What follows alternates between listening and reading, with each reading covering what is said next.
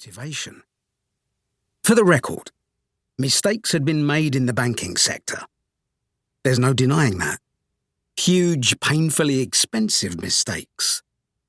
But this had all gone on so far above our heads that we had no influence at all over the decisions being made. All these events, which went on for several years, were exhausting for me. I was stuck in my seat, unable to do anything about the whole disaster. It was like living in a state of mental limbo. If energy drinks could have helped, I would have chugged them endlessly.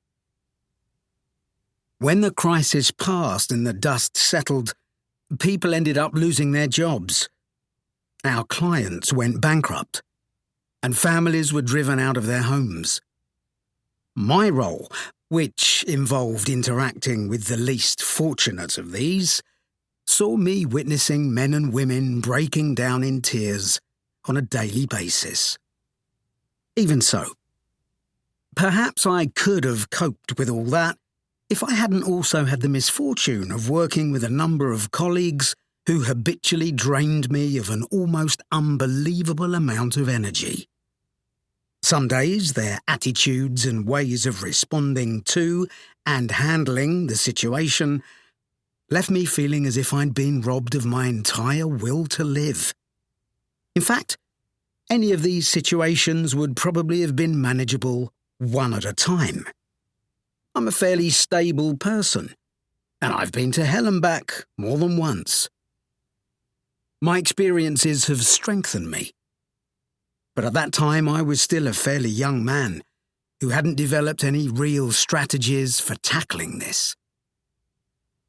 Most difficult of all, I still lacked any real understanding of where this hopelessness I was feeling really came from. All I knew was that I would come home at night feeling drained and that I was irritable and frustrated much of the time. One serious cause was that I was doing the wrong kind of work. Anybody who has been in the wrong job before knows how exhausting it can be to try to feel even the mildest enthusiasm when you're constantly aware of how much you detest the work you need to do. To further complicate things, corporate leadership wasn't interested at all in listening to the frustrations of their workforce. Instead of providing us with clear guidance and strong leadership, they sent us to motivational seminars. In many cases, these were actually quite entertaining. I laughed in recognition at a lot of stuff, as did most of the other people in the room. But as it turned out, inspirational seminars, however inspiring, solved absolutely none of our actual problems. Listening to some bundle of energy on a big stage explain to us how all we had to do was apply some positive thinking was certainly captivating, but strangely, it did nothing to help us handle being the object of our clients' fits of rage. If you've ever had a boss who tried to give you a pep talk when what you really needed was specific answers, I'm sure you know the feeling.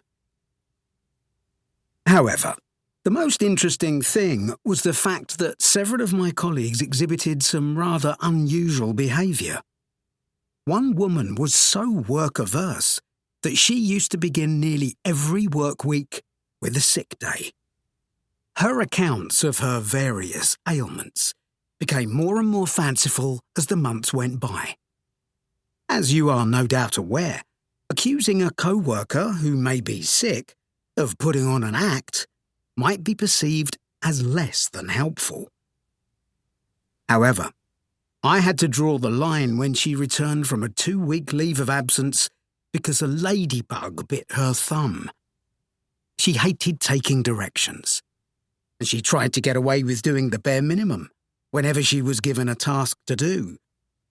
Now, I've learned that she was displaying what psychologists call passive-aggressive behaviour, which involves seeking to avoid all personal responsibility.